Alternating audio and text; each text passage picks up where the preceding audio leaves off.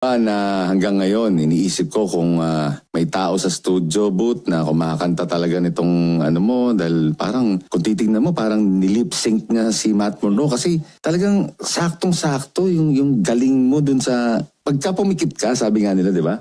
Pikit mo yung mata mo, tapos makinig ka, parang CD lang eh. Oo, plakadong-plakado. Kumbaga sa mga musikero, ang tawag natin dyan, plakado.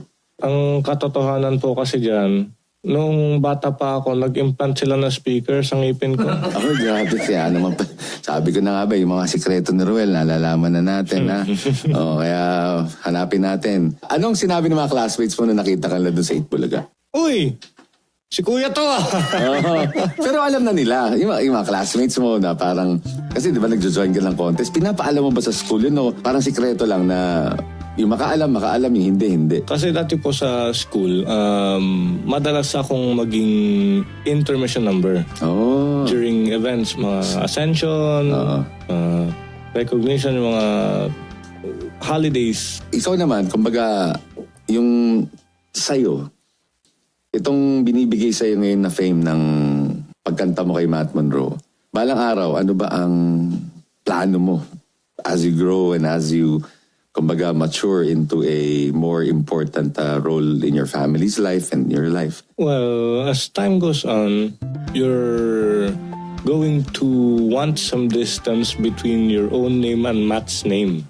Yes, definitely. Ang plano ko po is to, if I can, or if I somehow succeed in the industry, maybe compose a few songs, sing a few songs. Maghahanap na lang siguro ako ng mga kaibigang songwriters ko.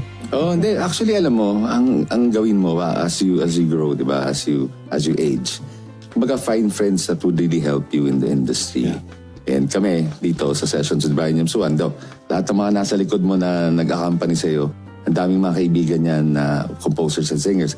Yung nasa likod mo, si John Bunda, siya ang nag-compose ng kantang Ako'y Sa'yo, Ika'y Akin Lamang ng Ajax, the original members na yan. Isipin mo, marami ka makakasama dito na pwede kang introduce sa mga talents na pwedeng umalalay sa'yo at tulungan ka dun sa pangarap mo na magkaroon din ng sariling pangalan sa industriya. And asahan mo na kami, lagi nasa likod mo upang ibigay sa'yo yung nararapat para mas lalo mo ma-achieve yung dreams mo. And we thank you. Grabe talaga. And papasalamat kami sa talentong ibinigay mo at pinamalas mo sa amin ngayon. Kumaga, we recognize your talent and we recognize you as a person.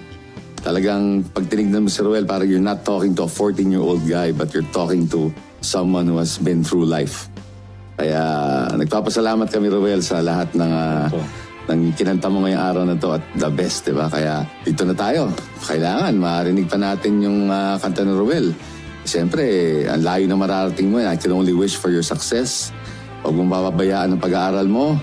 I'm so proud I'm sure proud na proud yung parents mo sa'yo. Nakita ko kanina sa mga ngiti ng nanay mo and you continue to be an inspiration to all the young aspiring singers out there. Baka may gusto ka pang i-promote o may gusto ka sabihin sa mga fans mo? Yes, well, I'd sincerely like to thank everybody who supported me and all of the fellow clones for all of the effort that you put into supporting us, into giving us a good audience, and most importantly, for giving us your concern and for giving us your attention for the past 1 year or so. Thank you sincerely from the bottom of my heart. Yeah, and thank you so much. Just like the song